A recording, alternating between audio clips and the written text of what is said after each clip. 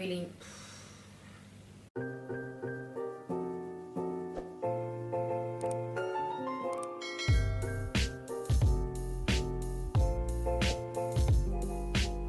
Hi guys, welcome back to my channel. Hope everyone is doing well. So a couple of weeks ago I put out a poll on Instagram asking people what ideas you had for videos for me, and one of the ones that came up was around 5 positive things about social work and 5 negative things about social work. So that's what I'm going to do in today's video. Before we get into it, I just want to ask if people could subscribe to my channel. It would mean so much if people subscribed. I know there's a lot of you who watch my channel who aren't necessarily subscribed, and I'm not sure what all of that's about. So if you aren't already, make sure you subscribe. Disclaimer, I'm just going to put it out there. These opinions are my own opinions, of course. They're based on my experiences of social work. They're based on 5 years of being in the game, as it were, but also based on what I've observed. Also based on what I've observed from being a social worker. So let's get into it. Okay, so one of the positives about social work is that it is such a rewarding job. It really... Now, I know that it doesn't always feel like that, but social work can really be a rewarding job. The gratification that we get from it is not always instant, so you won't always see the rewards. Or if someone says to you, this is the positives about social work, you might not necessarily see it yourself, but honestly there are the rewarding bits of the job. That leads me on to my second bit about the service users that we work with. Now, some of you may know that I work with children. That is the specialty of social work that I am in.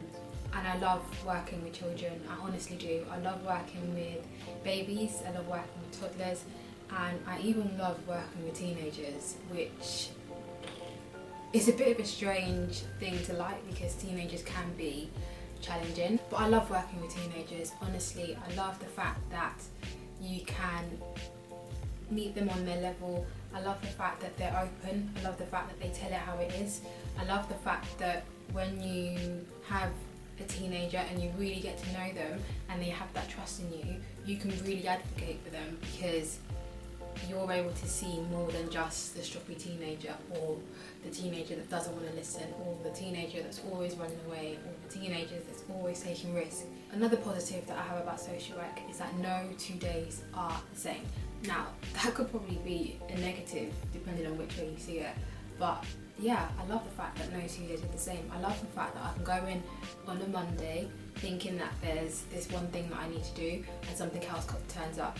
Now, that can sometimes be a negative. If you've got plans and you're not able to follow through with it, it can be a bit frustrating, but I love the variety that comes with social work. I love the fact that there's not a possibility for you to get too bored in the profession because there's always something different going on, and that is a real positive for me about social work. I love the fact that it forces me to challenge, and also the fact that it provides me with challenges. I think I'm the kind of person who are like, loads of different things happening. I love variety. I love loads and loads of different things, loads of different experiences, new experiences. Sometimes during the moment I might not love it, but when I've done it and when I've achieved something, that is just, yeah, so rewarding for me. So another positive that I have, which again is probably one of those, is it a positive, is it a negative, which way you look at it, is the fact that social work has made me so much more observant.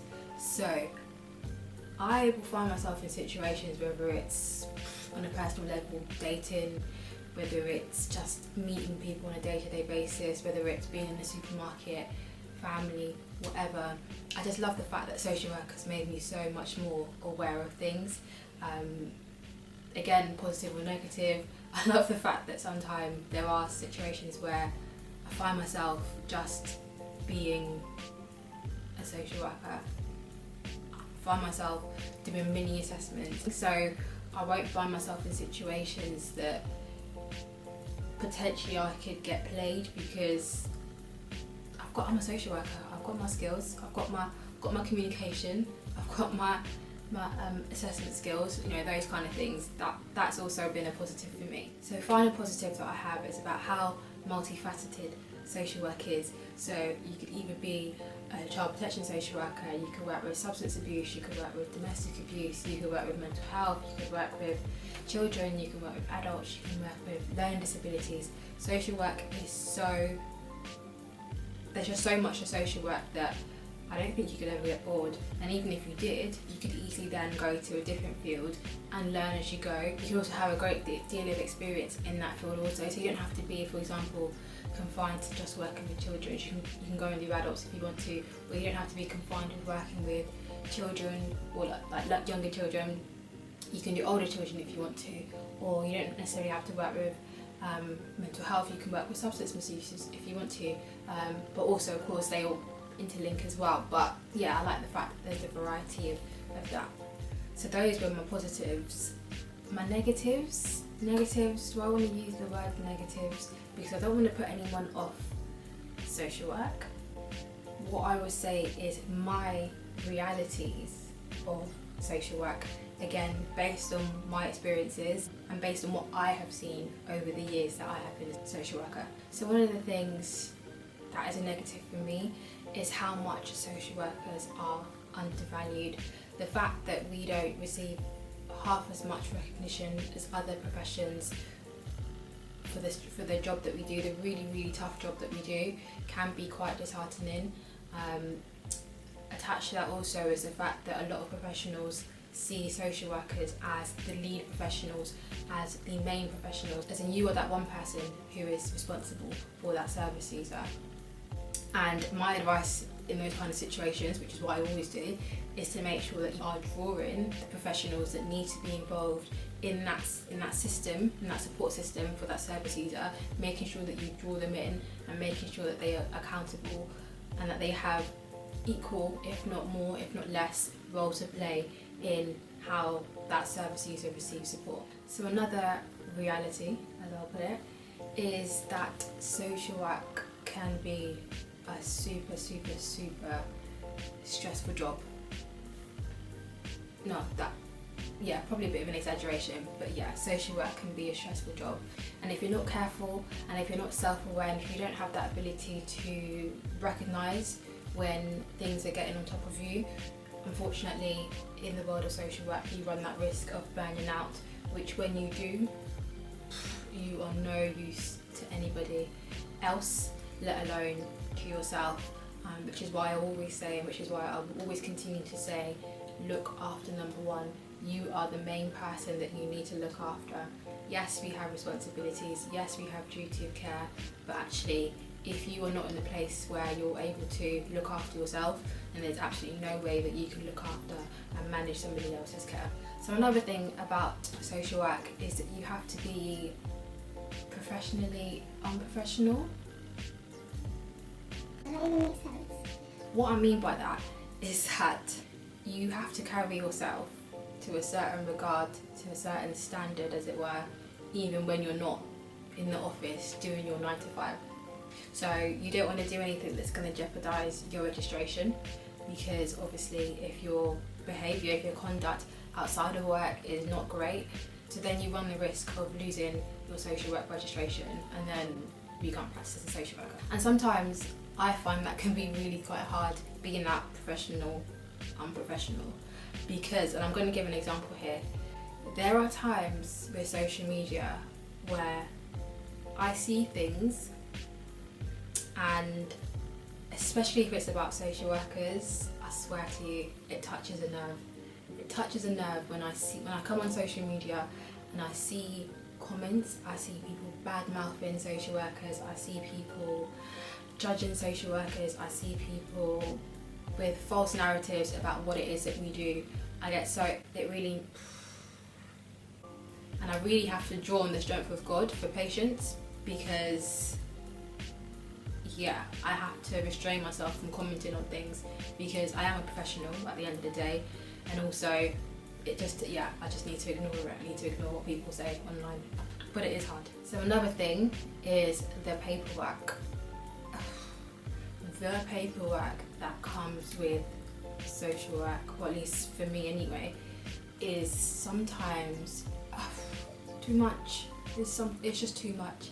Sometimes there are days where it's really busy and I can take call after call after call after call, or I can do visits after visits after visits after visits, and at the end of the day you've got to write it up.